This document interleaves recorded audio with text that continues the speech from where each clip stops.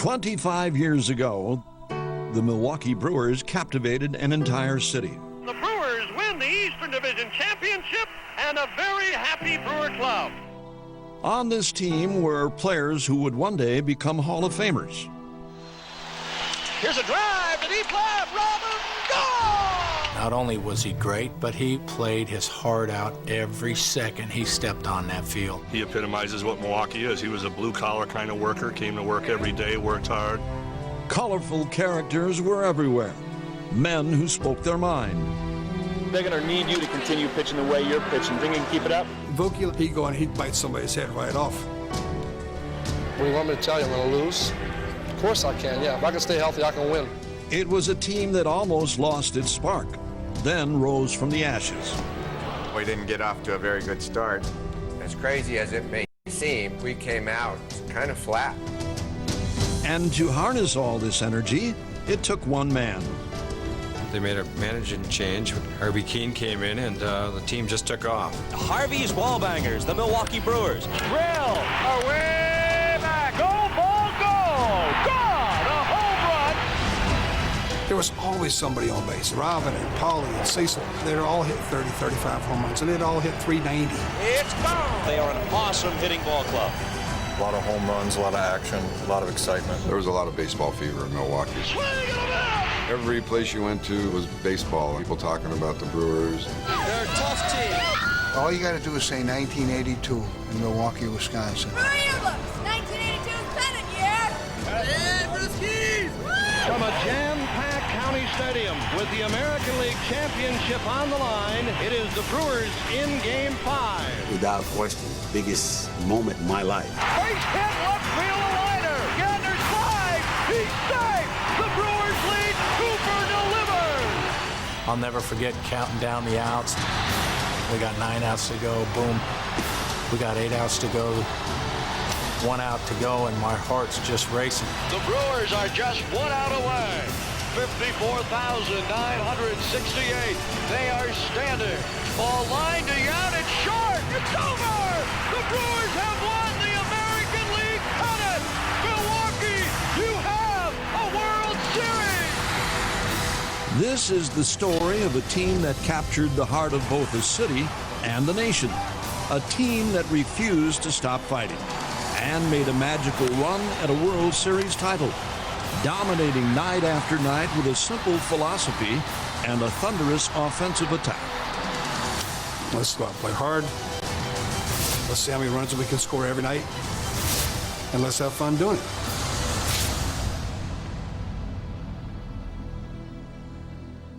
By 1982, Milwaukee was starving for a championship team, for the last franchise to give them one was no longer in town.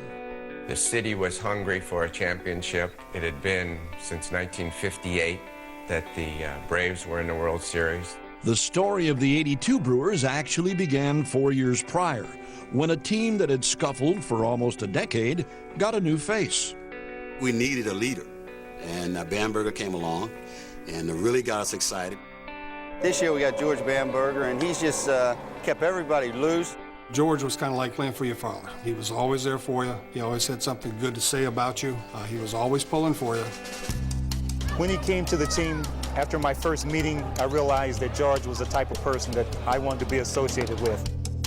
He expected you to go out and play hard, play like you wanted to win every single day. You had to have fun while you were doing it. The '78 Brewers had lots of fun, winning 93 games, 26 more than the previous year.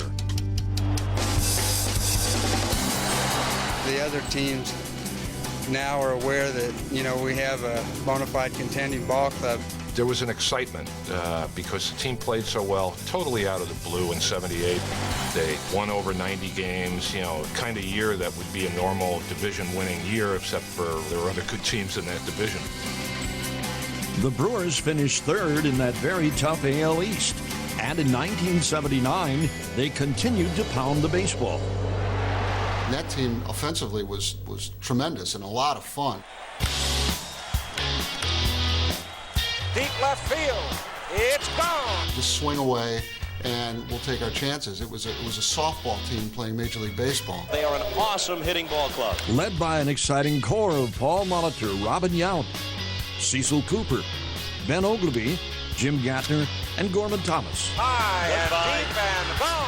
Oh, we had a great lineup. I mean, we had guys that could hit for power and hit for average, and 1 through 9, I thought it was a very good hitting team. There are no breathers in this Brewer lineup. They were tilted towards offense, and they run up a bunch of runs.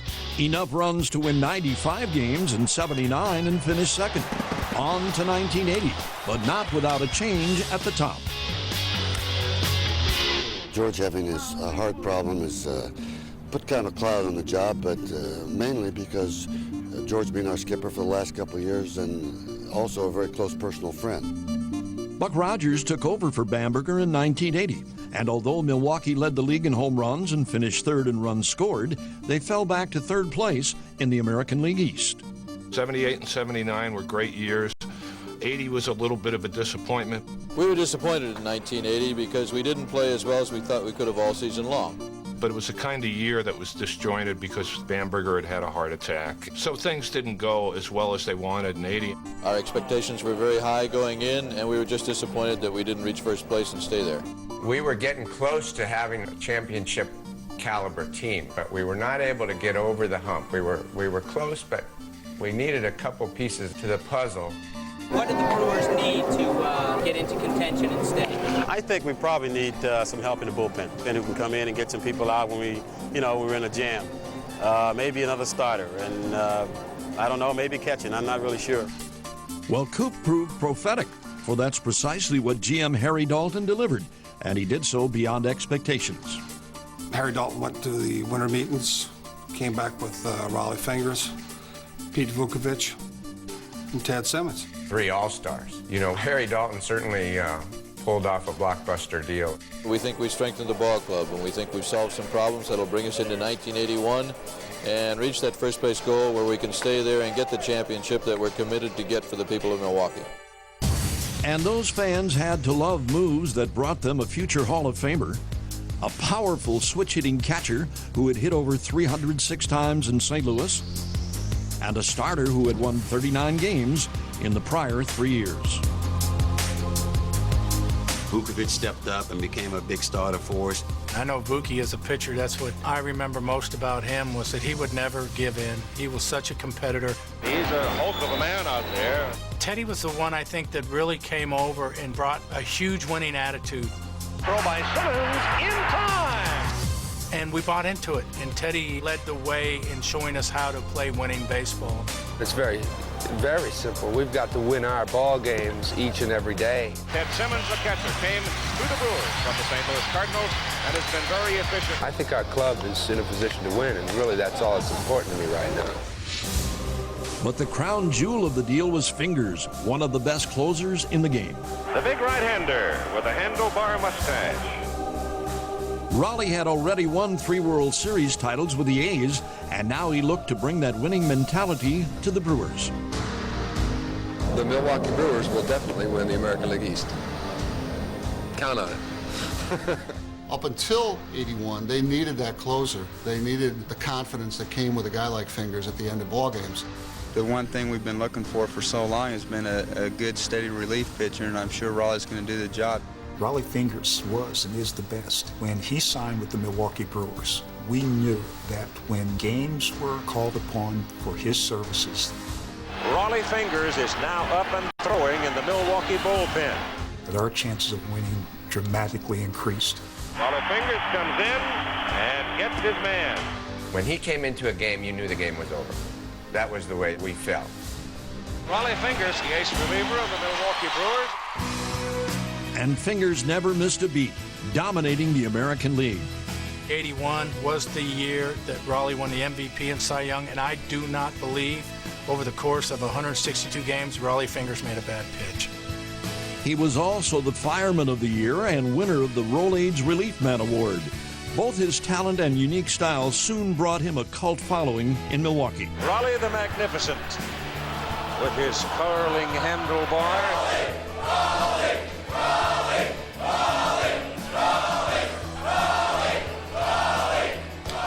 The history and performance of this man, Rollie Fingers, has been clearly documented. He's one of the best at his trade. Every legitimate team that goes to a series or goes to the playoff, they'll have a big guy at the end of the game, and he was our guy.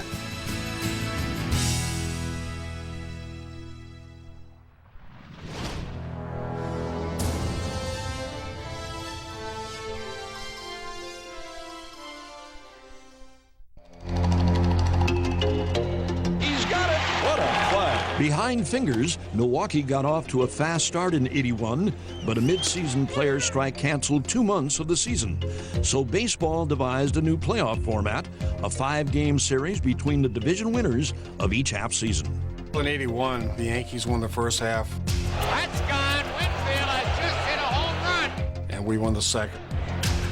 Still could get the double play. One there, and Yount to first for the double play. And we had the mini playoffs. Ready to play baseball at County Stadium in Milwaukee. Paramount thing on my mind is trying to beat the Milwaukee Brewers. Forget this one. Jackson has homered, and the Yankees go home leading 2-0 in this series. We didn't get off to a very good start, but we turned it on. The Brewers have come back to take 2 in a row. They were a great ball club, and from a pitcher standpoint, man, you had your work cut out for you. In the do-or-die Game 5, the Brewers had their shot in the 8th. Suddenly Goose is having trouble. Don Money represented the go-ahead run and almost cashed in.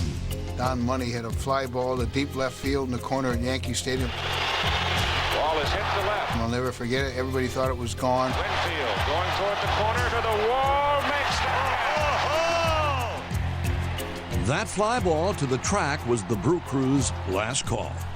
We lost the last game in New York. Curveball, he pops it up. Right middle. Game is over. The New York Yankees have defeated the Milwaukee Brewers. I guess what that indicated was we were an up-and-coming factor for the next couple of years. At the end of '81, it was difficult because we didn't really achieve the end that we wanted to accomplish. Still, the '81 campaign did serve as a springboard, one from which the Brewers would reach new heights. The pieces were in place. The Brewers had built that momentum since '78, and leading into 1982, we were picked as a favorite going into the season. Milwaukee can win the East, and I think people are thinking about that all over the country and expect it from us. We were good. We were very good. Yount, Molitor, Gantner, and Fingers, Simmons, Cooper, Gorman. It was really a good club. Going into spring training, Milwaukee believed, fans, media, as well as players, that we would feel as good a team as there was in the game. We don't have any kind of deficiency in our lineup at all. We're going to score a lot of runs, and our defense is going to hold the clubs that we play against down to a minimum. Good bunch of guys coming back, and going into '82, we thought we really had a good chance winning our division and getting back to the playoffs. I think the fact that we've had a taste of the playoffs, I think it's going to make our team a little bit more hungry. And that optimism stayed with the team when they began to play for real. They started 1982 off on the right foot. They were 16-10, and then in May, they struggled. Hit hard, and Hara is up with, and they'll get 2. It's a streaky type game. You get hot, you get cold. And as of late, we've been on one of those slower streaks. Swing and a miss, and this ball game is over. It just wasn't working. It's like you can have a brand new Mercedes, and if you don't have the key, you know, what good does it do? It's a beautiful thing to look, but it's just sitting there gathering dust, and it's not doing what you paid the money for it to do. So something had to be done. The onus fell on third-year manager Buck Rogers, who was having a rough time coming out of the gate. He wanted to manage. He wanted to play little ball, and that team just wanted to swing from the heels. It was a mismatch in terms of who those players were at that point, where they were at in their careers and their ages, and what Buck Rogers brought.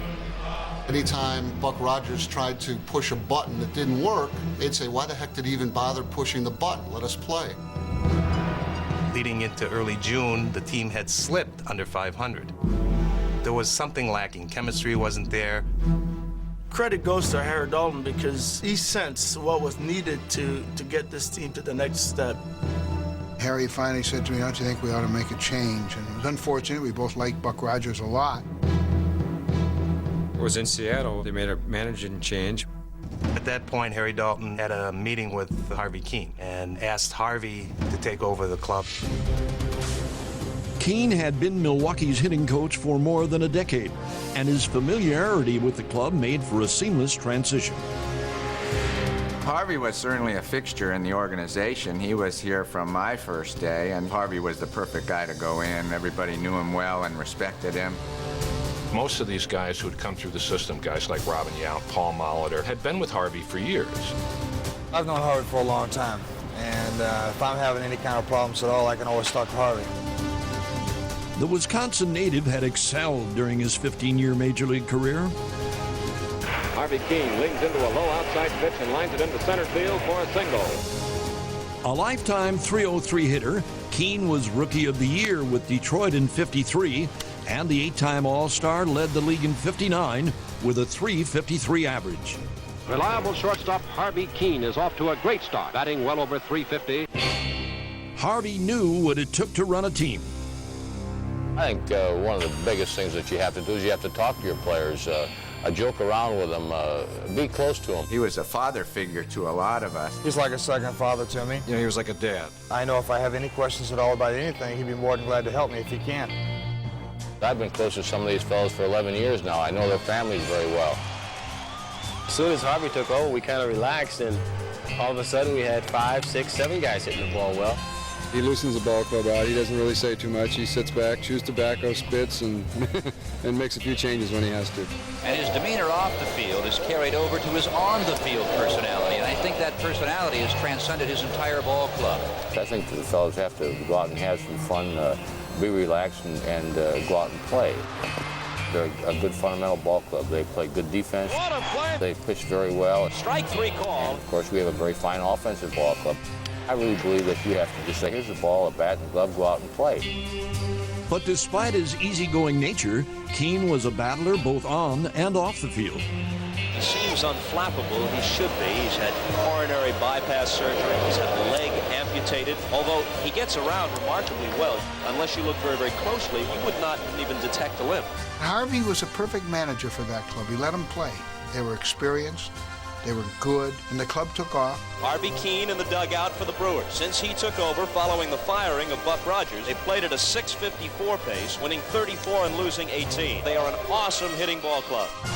And with hard-hitting Harvey at the helm, the Wallbangers were born. He basically filled out the lineup every day and said, go get them, boys, and that's pretty much what we needed.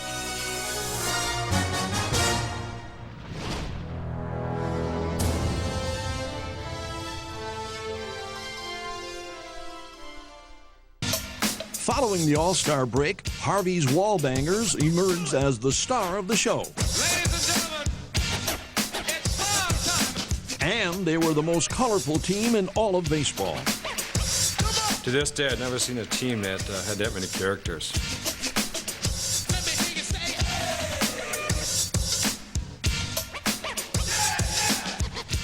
There were about 6 or 7 guys looked like they had just escaped from Attica State Prison. They weren't pretty. I mean, not the way they played. They weren't pretty the way they looked. You had our cast of characters out in the outfield that were all misfits with Benji, myself, and Charlie Moore. And then there was Robin Yount and Paul Molitor, who looked like the choir boys. But a collection of guys that once that first pitch was thrown, knew how to play the game better than any other group of people I've ever been around. Milwaukee's blue-collar fans identified with the Wallbangers as the team slugged its way to the top of the standings. But it was their gritty, hard-nosed play that earned them the most admiration. And that team was very Milwaukee-esque in terms of, roll up your sleeves, blue-collar, just swing away.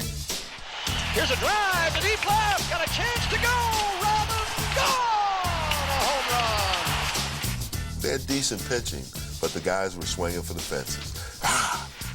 Hitting home runs and just crushing people. They are one of the hardest hitting contingents in all of Major League Baseball. How good? Well, all those hitters did in 1982 was lead the majors in home runs, runs scored, slugging percentage, and extra base hits.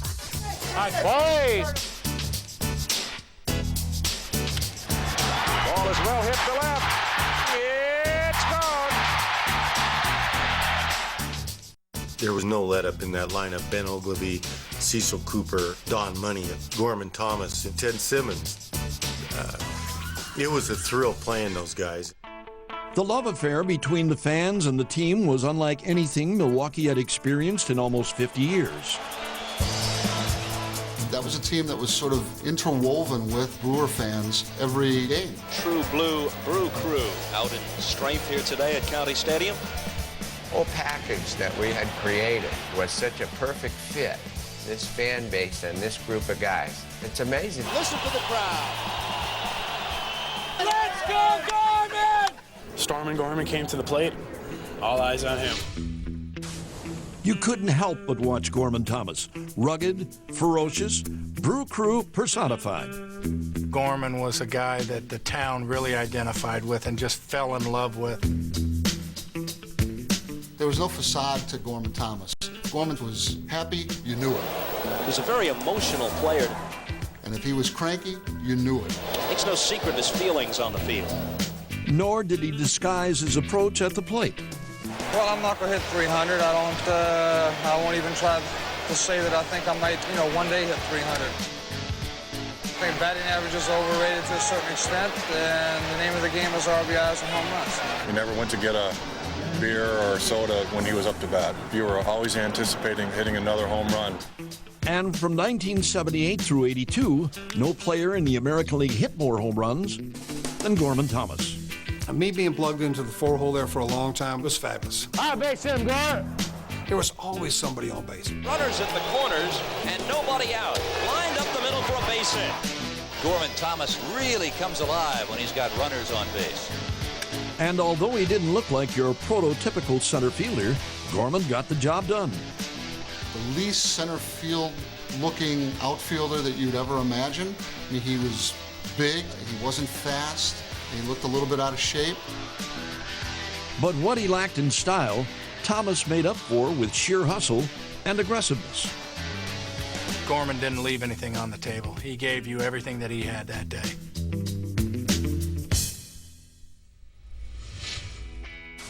Sharing the outfield with Thomas was a much more reserved Brewer, Ben Oglivie, who was acquired from Detroit in 1978. I remember Harry Dalton bringing me over here and get into being a mix with a new set of players. It was the start of something big. Was it ever? In 1982, Ben clubbed 34 home runs and drove in 102. Benji was, let's say 6 foot, 160 pounds, maybe 5% body fat. He does not appear to be a power hitter. He's rather lanky. Almost like a rail. He's tall and skinny, but he could some kind of whip that bat around. But he certainly has tremendous bat speed coming to him. When there was a big situation, we needed a big hit or a home run or a big play made, Benji was there to make it. Deep to right. Go, ball, go! Go! Ben Oglivie, they called him Spider-Man. We called him Spider-Man, but I mean, he just made funny plays. He didn't necessarily look graceful, but he'd make a play. He just always made a play.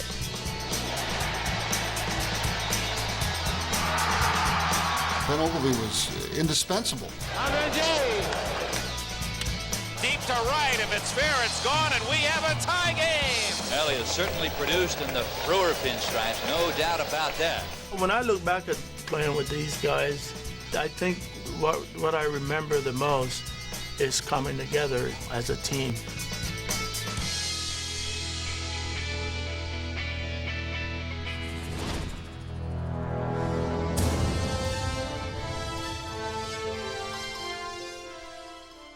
On August 3rd, the Brewers took over sole possession of first place, and Milwaukee went wild. Drill! Go, ball, go! God, a home run! There was a lot of baseball fever in Milwaukee. It's a great town for baseball. You put a winner on the field there, they'll come out. Brewer Yearbook, 1982 pennant year! Pennant fever was everywhere, thanks in large part to the solid relief work of Raleigh Fingers. Swings and misses. Fingers was following up his 81 MVP season with a .260 earned run average and 29 saves. But on September 2nd, he tore a muscle in his right forearm, and Raleigh's season came to a screeching halt. Well, I was throwing a pitch and felt a tightness in my forearm, like a muscle cramp you might get in your leg. Threw about 7 or 8 pitches after I tore the muscle, and it just kept getting worse and worse, and I finally got to the point where I couldn't throw the ball to the plate and had to leave the ball game. And with the crucial final month of the regular season still to come, the injury could not have come at a worse time. We always had the hope that Riley was going to come back. Every day we'd see him, he'd maybe take 2 days off, then he'd try to throw and that type of thing, and we kind of thought he was going to come back at some point. Not knowing whether Fingers was done for the year, the Brewers rolled into Baltimore for the final 4 games of the season. We're going into Baltimore. We got a 3-game lead with 4 games coming. Now they only needed to win one more time to nail down the division. They kind of figured, okay, well, we're going to pick one up here, and it's all, game, set, match. Well, they lost, and then they lost, and they lost. In fact, the Orioles outscored the Brewers 26-7 in those first 3 games, and the American League East essentially came down to a 1-game playoff. The Brewers had reason to be concerned. They had gotten whipped in the first 3 games in Baltimore.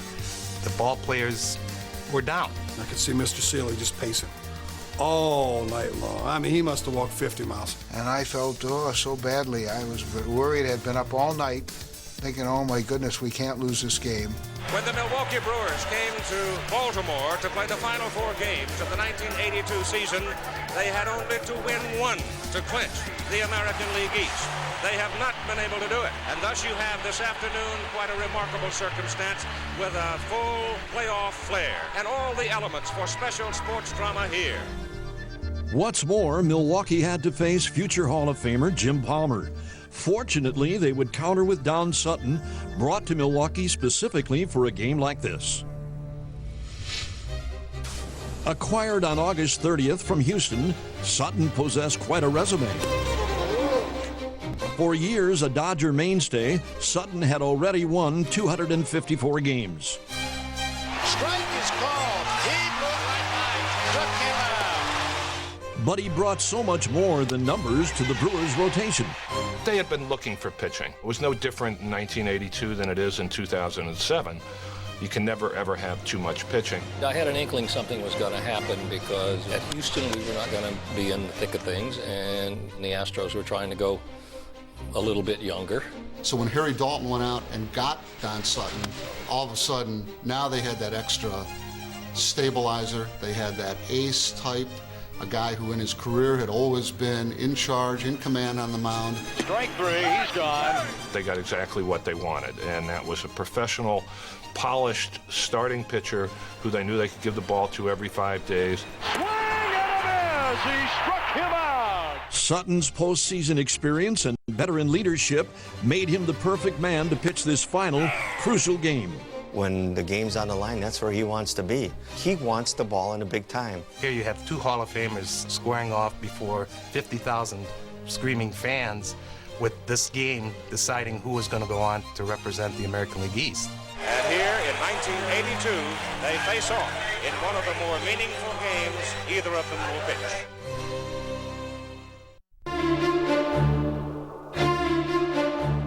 All the Brewers' hard work came down to this: win and move on, lose and go home.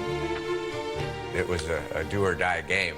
The winners going to the playoffs and the losers going home. It's hard to imagine 162 games coming down to 1 game, but we'll give it our best shot and have to deal with the results, whatever they may be. The fans in Baltimore were rabid. I mean, they were screaming, they were looking for a sweep that last day. The momentum was pointing in their favor. But to a man, the Brewers remained confident and relaxed. All of those players, all of those guys, when it was on the line, you'd never think it was on the line. It was very, very intense, but there was an air of confidence about that team that we knew it was just a matter of time and we were going to get there. That's what was so nifty about that club. There was no panic. There was no big meetings, before the game. I think they felt they were going to win. We knew if we got the lead and Don on the mound, we pretty much had a good chance. And Robin Yount would execute that quick strike plan right off the bat. In the air to right, Dwyer to the wall. Home run for Robin Yount, and the Brewers break on top. 2 innings later, Yount hit another, this time to left. That ball is well hit, deep left field. It's gone. For the single biggest moment in one particular game, that was probably the highlight of my career. Robin Yount has hit successive home runs off Jim Palmer, and Milwaukee leads 3-0. It was the best game I ever had with the most riding on it. True to form, Sutton did his part, but the Orioles would chip away. Got him. And in the eighth, a potential Baltimore rally was extinguished thanks to a brilliant play by Ben Oglivie. The ball hit down the left field line. Oglivie goes sliding over there. Oglivie down the corner, grabs the ball. What a catch. Sensational play by Ben Oglivie. Oh, what a great catch. It came out of nowhere. It was just an instinctive thing. In that corner, I guarantee you, if you went out there and you start putting the elements of I would do this and that, it would pretty much slow down your reaction to getting to that ball. Look at this play by Ben Oglivie. Sliding into the wall and robbing Nolan of extra bases. I don't think he gets enough credit for that catch because the foul line and the wall, there's only like, say, 4 feet. Oh, what a great play. If he hadn't been left-handed, he probably wouldn't have been able to make the catch. The inspired Brew Crew then put the game out of reach. Ted Simmons has hit his 23rd homer to make it a 10-2 game. We exploded for 5 runs in the 9th inning, and only then did I realize that we were going to go to the American League Championship Series. The sign from Simmons, and the 2-strike pitch is hit in the air to left. Ben Oglivie coming on. He's got it, and the Brewers win the Eastern Division Championship, and a very, very happy Brewer club. All right, Brewers! And California, here they come. Yes, sir. Despite their slow start and the changing of the guard, the Brewers had prevailed as the American League East champions, and it was a team effort all the way. We have faced adversity well all year long. Resiliency has been a strong character of our club. It just shows that the Brewer House is made of stone. I said it before, and they huffed and they puffed, and they just couldn't blow us down. We knew that we had our work cut out for us today, but the guys were nice and loose when they came to the ballpark today. And when they walked out on the field, I said, those fellas are ready again. And they've bounced back before, and I knew they'd bounce back again today. Finally, the Brewers can pop the champagne with true and genuine feeling. We strive for 4 or 5 years to get there and been building to get to this moment. Now this is by far the greatest climax. I'll never forget giving our owner a big hug because I knew everything came from, from him putting it all together. I'm just proud of the way they conducted themselves, the impact they made in Milwaukee, Wisconsin, and around the country. It was an amazing experience.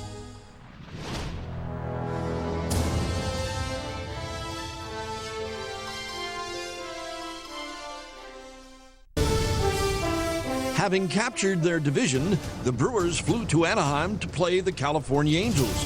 It was indeed a maiden voyage. This is the first time the Milwaukee Brewers have been in the American League Championship Series. There, they'd face a frightening Angels lineup with the likes of future Hall of Famers Reggie Jackson and Rod Carew. Game number 1 of 1982 taking place at Anaheim Stadium in Anaheim, California. We fought so hard those last 4 games to win the division, and we went to California. Where the Wallbangers hit an emotional wall. The Angels lead 4-3. We really came out flat, unfortunately. You would think that that couldn't happen in a playoff situation, but it was kind of the case. The Angels win it. The emotion of that final series in Baltimore may have played an effect in Anaheim. The Angels won the first 2 games at home, putting Milwaukee in dire straits. The California Angels have defeated the Milwaukee Brewers 4-2. Still, the Brewers never wavered and never lost their resolve. Everybody just said on the plane ride back from California, if we win the first game, it's a whole new season. But in baseball, you can go home again. And once there, the Brewers were determined to prove that they could win. Let's go home. And when we play at home, we're very, very tough. From County Stadium in Milwaukee, the Brewers tried to stay alive for the American League Championship. And when you got that offense that we have, you could never say you don't have a chance. Especially not with the Milwaukee fans behind them. In front of the home crowd, it should do a tremendous thing for this Milwaukee club. Once again, the Brewers' hopes rested on the veteran arm of Don Sutton. and he struck him out swinging. Sutton threw a changeup and got Jackson. The week before, Don Sutton had delivered in Baltimore. Don Sutton delivered in Game 3 in Milwaukee. Swing and a miss, strike 3. Paul Molitor's second home run of the series padded the Brewers' lead. Rail to deep left. There it goes. Gone. A home run. It's now 5-0. After 7 shutout innings, Sutton began to falter in the 8th, and Raleigh Fingers' replacement, Pete Ladd, came on to close the door. His background was a journeyman in the minor leagues. The 2-strike pitch. A swing and a miss. And here he was in the American League Championship Series doing a tremendous job. And the Brewers have taken their first victory. Brilliant performance by right-hander Pete Ladd. Now the Brewers hope to squeeze out another win in Game 4. And if we could get to that Game 5, then, it's all the pressure's on them again. And for that, they called on fan favorite Moose Haas. Moose Haas now, his and his teammates, back to the ball. And while Moose did his part, the Brewers performed surgery on Tommy John. Here comes Brohard. 3-0 Brewers. And the Brewers have come back to take 2 in a row. To win the second game, now it's anybody's ball game.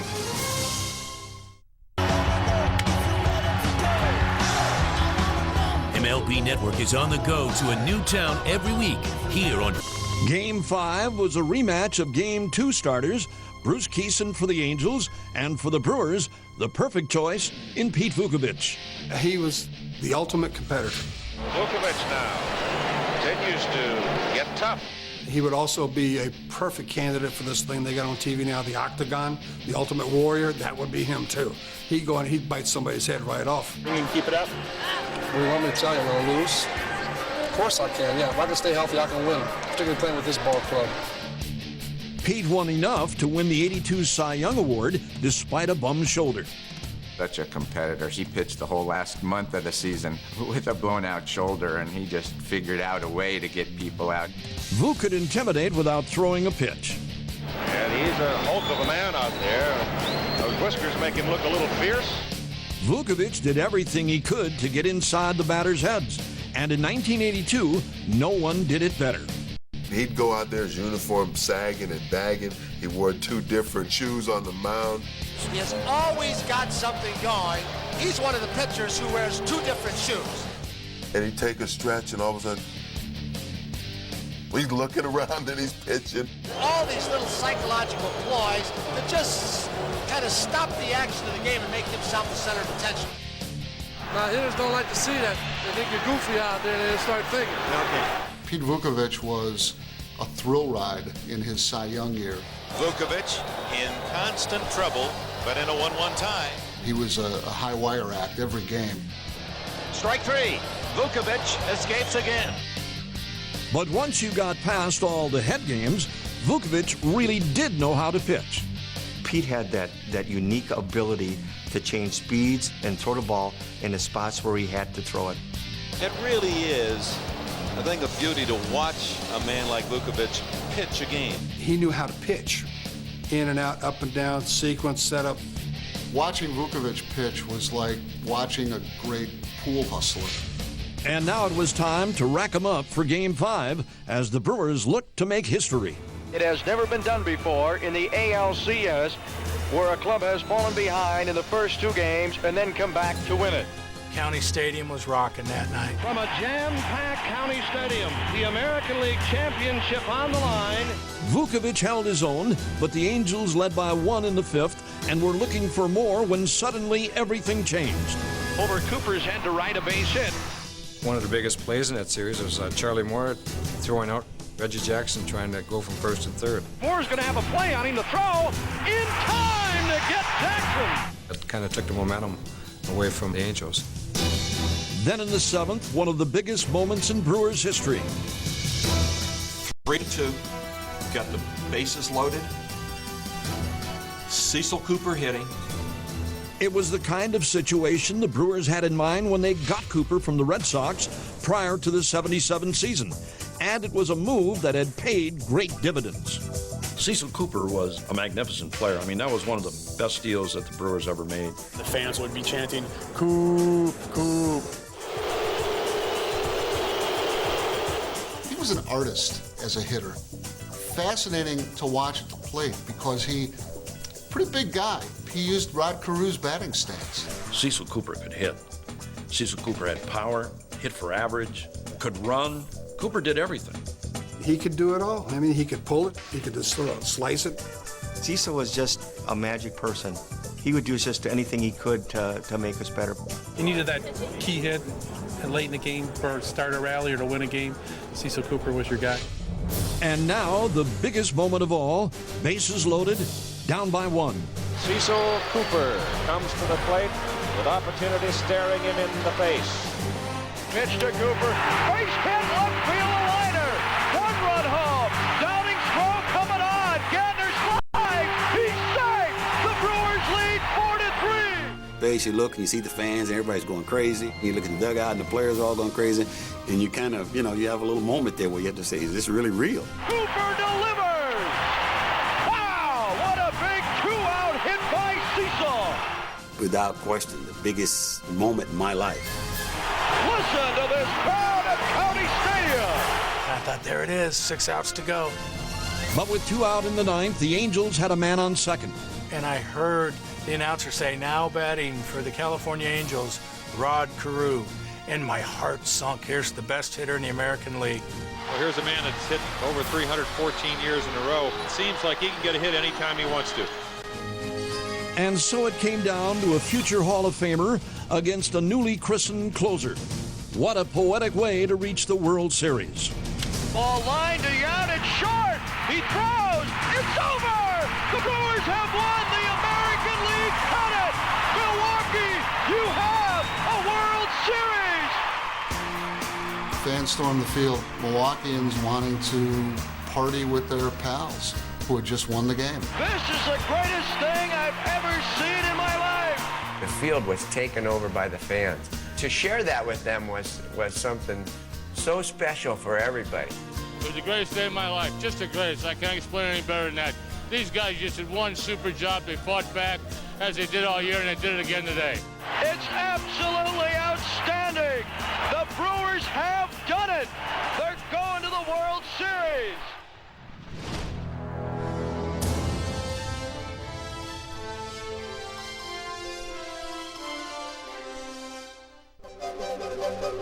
So all the hurdles in the '82 season had now been conquered, except one. The Brewers were making their first World Series appearance, and the St. Louis Cardinals were a foe they knew a little something about. Here he comes, and he is safe. I knew that they had a lot of speed, and they were contact hitters, and they played the game very, very fundamentally sound, and they didn't beat themselves. With the first 2 games of the series in spacious Busch Stadium, the Cardinals' team speed figured to give them an advantage over the Brewers' power. Starting in St. Louis, Busch Stadium with the artificial turf, I think it was figured that St. Louis would have the edge right from the get-go. Yeah, it was that speed and defense versus the big bats, but I do think that's a little exaggerated when you had Paul Molitor and Robin Yount in the top 2 spots in your lineup. That's pretty good speed. There's the top of the Milwaukee order. 2 very important people in getting the Milwaukee machinery rolling. Both Yount and Molitor had incredible years in '82, and it was Paul in the leadoff spot who provided the spark for this offense night after night, earning him an appropriate title. And when you look at Molitor, the title Igniter comes to mind. Molitor cracks it to left. It's going to drop for a base hit. And the Brewers have the tying run at first. Molitor trying for second. The throw, he's in. The fact that he's able to produce a lot of runs, getting on the base and steal bases. Molitor with a base hit to get the Brewers off and running. Paul Molitor, he was the igniter. You could always count on him getting on base, ready to start things off. Here's a young man, Paul Molitor, has probably made more things happen for this Milwaukee ball club on the positive side than anybody. Lynn comes, can't get it, gets by it. Could be an inside the park home run. All the way to the wall. Molitor is around third. He's coming home. There will be no play. I always said that the Igniter wasn't really a nickname, it was more of a label. It's not like you walk into a room and everyone says, hey, the Igniter's here, you know? 1982 was really the first time Molitor had stayed healthy for an entire season, and that was good news for Milwaukee, for Molitor possessed the kind of talent that amazed his peers. Paulie probably was the best pure hitter that I've ever seen. Molitor homers to left, and the Brewers are back on top 4-3. Paul Molitor, just a classic swing, nice short approach, was probably one of the toughest outs that I've ever seen up at home plate. Molitor probably had some of the quickest hands, you know, in baseball. He had that uncanny ability to wait till the ball got right up into the hitting zone and could make his decision at that moment. Base hit, Paulie, base hit. Out of the way, Paulie!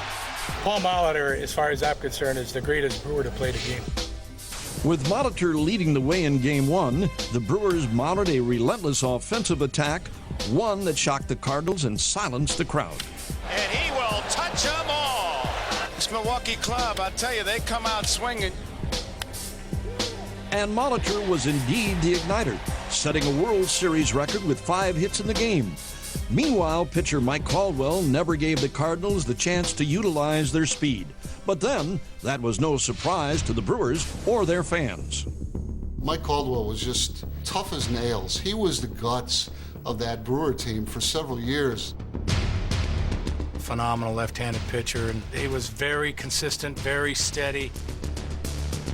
Came over as a pitcher from Cincinnati who, you know, was a nice little addition, you know, the kind of guy that's a stopgap measure, and the next thing you know, he's winning 20 games for you. And now, on the biggest stage of all, Caldwell lifted his game to the next level, ensuring his place in Brewers lore. I just had a good sinker that night, threw a lot of ground balls, and the ball club played a lot of tremendous defense behind me, and it was just a tremendous pleasure to jump out and do something like that in your first World Series appearance. Foul territory, Cooper makes the play. That's the ball game. 10-0 Milwaukee over the St. Louis Cardinals.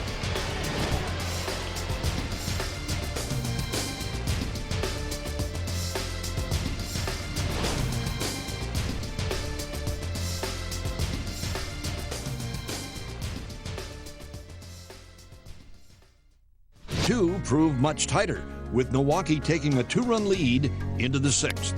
Looped over Ozzie Smith's head into left center field for a base hit. Robin Yount will score, and it is 4-2 Milwaukee. But Darrell Porter's double quickly tied it. In comes Oberkfell. Here comes Hendrick to tie it up. Then in the 8th, a bases-loaded walk proved disastrous. Cardinals take the lead 5-4 as Ladd walked in the tie-breaking run, and this crowd all on its feet. The Brewers had just missed the chance to take 2 in St. Louis. Still, they now headed home in a positive frame of mind.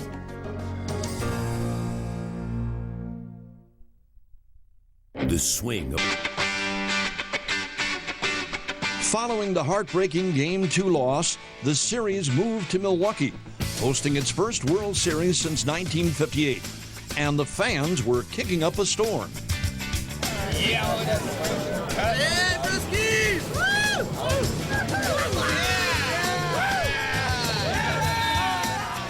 Every citizen in the city just gathered around and rallied around the team.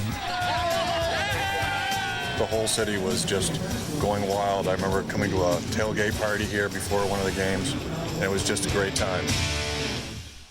But despite all the energy in the yard, Cardinals ace Joaquin Andujar rendered Milwaukee scoreless. He got him. He sidearmed him with a breaking pitch, and Molitor chased it. Second strikeout for Andujar, and what a spot for him. The Wallbangers could barely get it out of the infield. And for the 4th time in 5 innings, Joaquin Andujar retires the side in order. Meanwhile, Willie McGee made like Willie Mays, with 2 home runs, including a 3-run blast in the 5th. Hit high and deep to right field, and more going back. McGee will touch them all. A 3-run home run for rookie Willie McGee, and the Cardinals jump in front 3-0. Willie McGee, an unbelievable World Series, turned out to be a big hero in the series for St. Louis. And the rookie didn't just sizzle at the plate. He also squashed a Brewer rally in the ninth as the Cardinals took the series lead 2-1. Milwaukee began Game 4 with high hopes, but starting pitcher Moose Haas struggled early, allowing 4 runs in the first 2 innings and giving up still another in the 6th.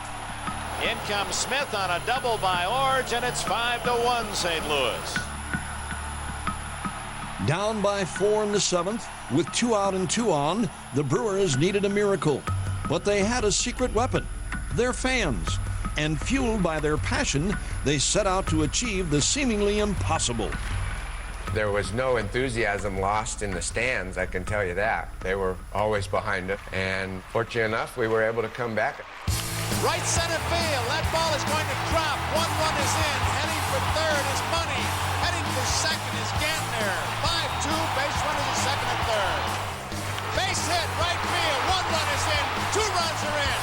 5-4. Listen to the fans.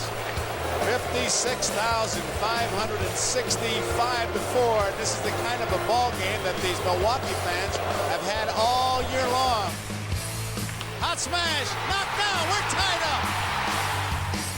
Still, the Brewers weren't done, and it was Stormin Gorman who put the capper on the rally. Base hit, and 1 run in, 2 runs are in. Brewers will take the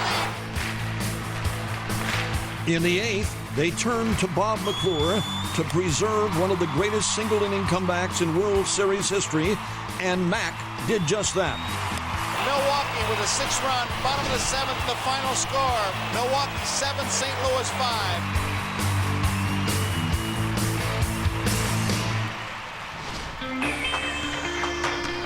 Lefty Mike Caldwell faced off against Bob Forsch in Game 5, and while the Cards would touch Caldwell for 14 hits, the Brewers' defense kept Mike on point. But he was mentally tough. It didn't make any difference if he gave up 14 hits or 3 hits. He was going to battle you from the first pitch till Harvey finally took him out. Caldwell did a tremendous job. He should get a big hand when he walks off. It was the kind of toughness that showed up in the clubhouse as well. Other players said, well, we're ready to follow you. Into right center, Charlie Moore. What an outstanding play by Moore. Cooper, a great stop. Makes the play! Oh, my!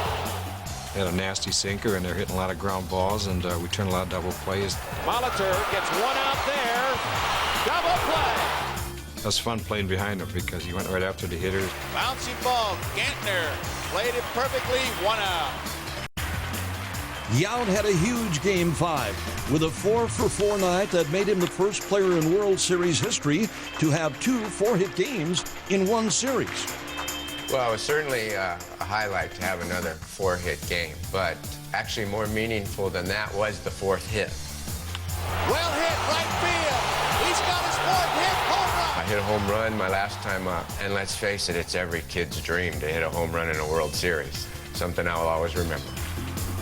And thanks to Charlie Moore and Jim Gantner, the Brewers got all they would need. Another base hit. Money scores. It's 6-2.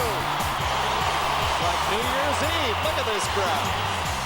Milwaukee won 6-4 to take a 3-2 lead as the series headed back to St. Louis, and the hometown fans gave them an amazing send-off. We didn't even think we were going to be able to get off the field and get back to the dugout because the field was taken over by the fans.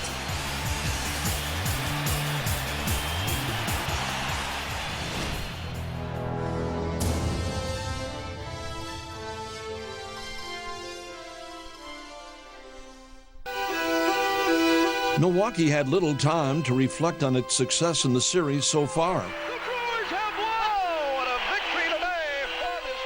But the fact was they were just 1 win away from their first World Series title.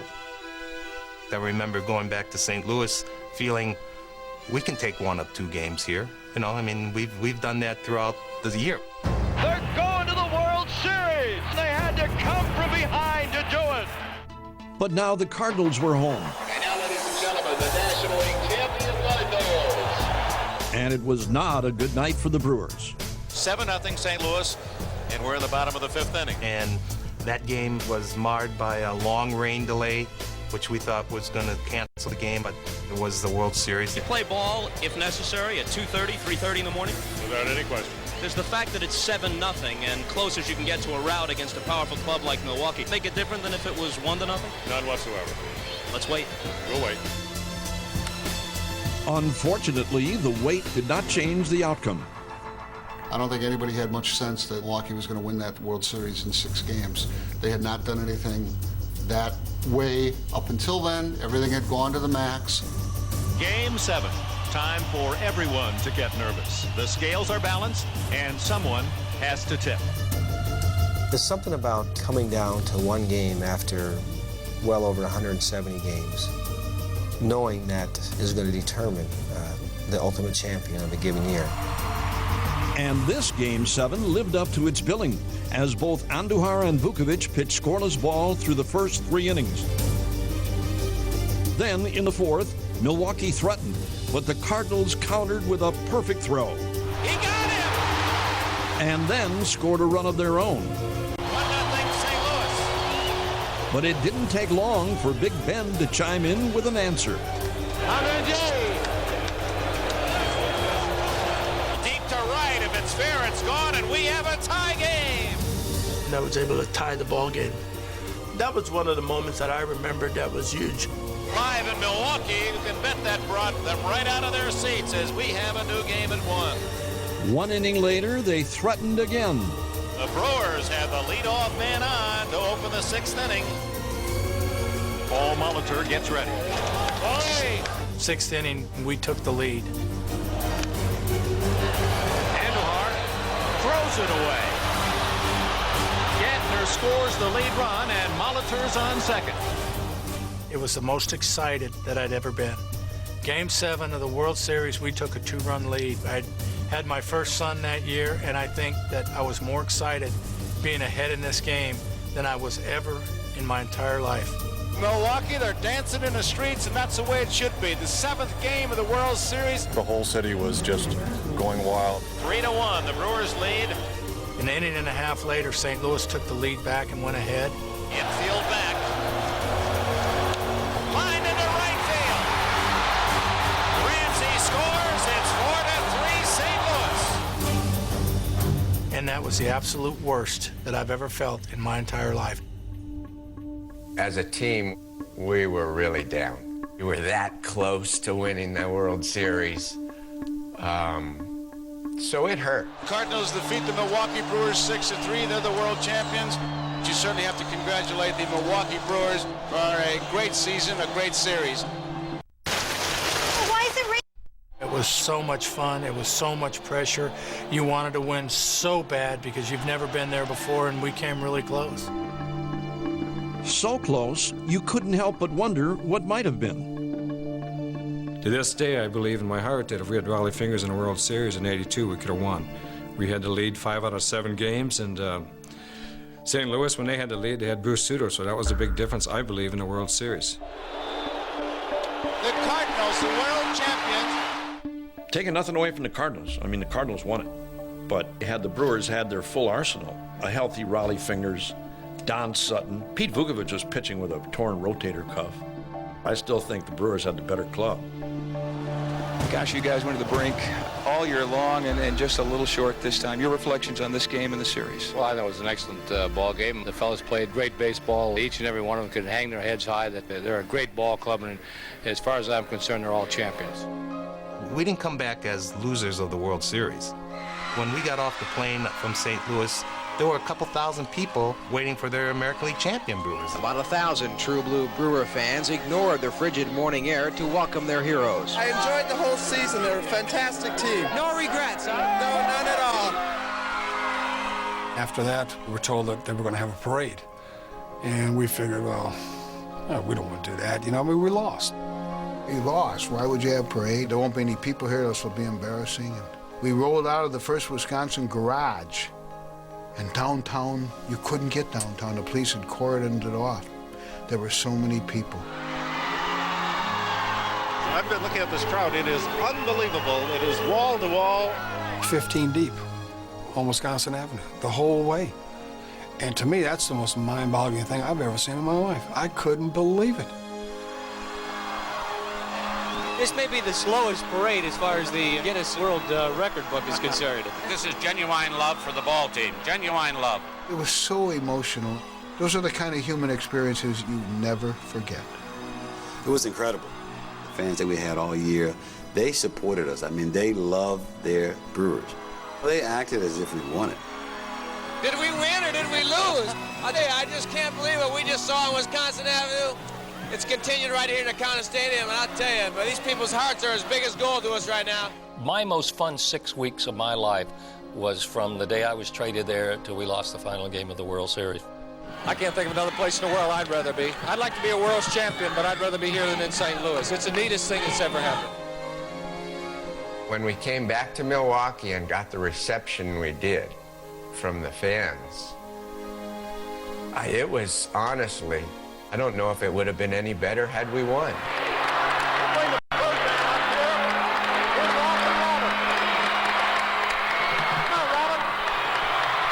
Thank you. As everyone here, I'm sure, is aware of, I've never been too much for words, but I sure do know how to ride a motorcycle.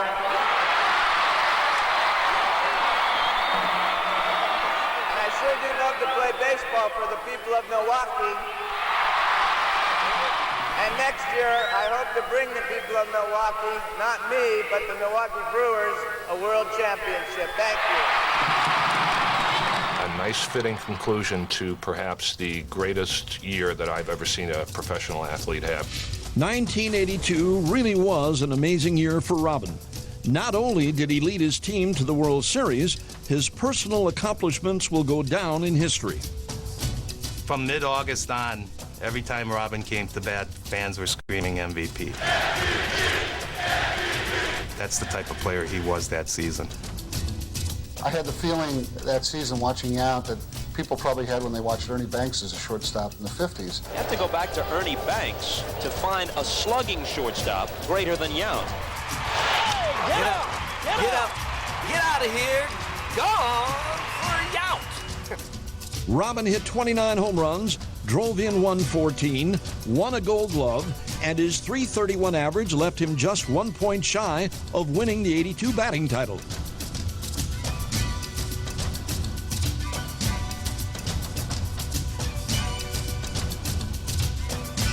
Going first to third or home to third on a triple, it's like watching a gazelle run. He was just a complete ball player. Look here, look here. I mean, he could do anything. As a shortstop, he had those long loping slides, a play from the hole. Right at Yount. He had great range, great arm. Yount, an excellent jump on the ball. Not only was he great, Hall of Fame type player, but he was a guy that played his heart out every second he stepped on that field. He was a tremendous gamer. I mean, he was the epitome of that ball club, I think, in his work ethic and the kind of person that he was on and off the field. He epitomizes what Milwaukee is. He was a blue-collar kind of worker, came to work every day, worked hard. Robin Yount does it again. Hear the crowd? MVP. Hands down, Robin Yount.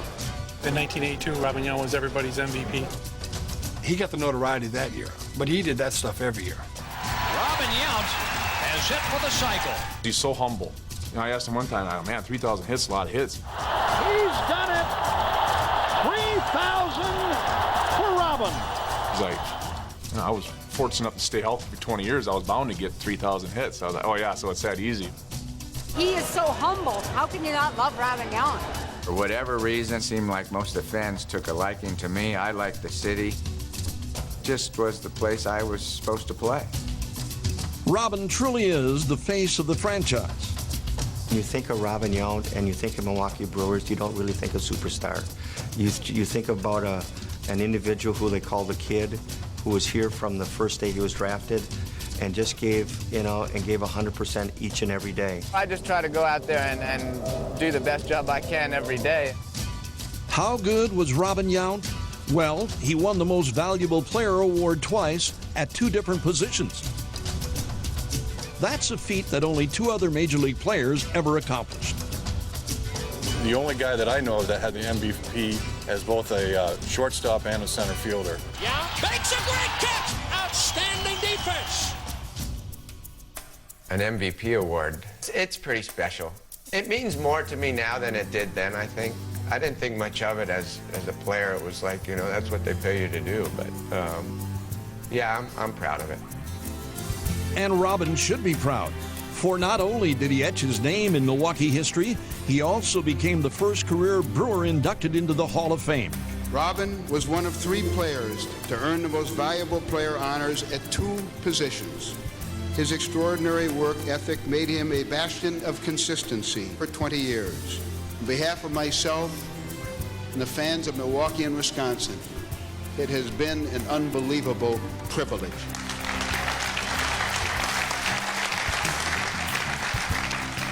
When I was a young boy, oftentimes I'd dream of being a major league player.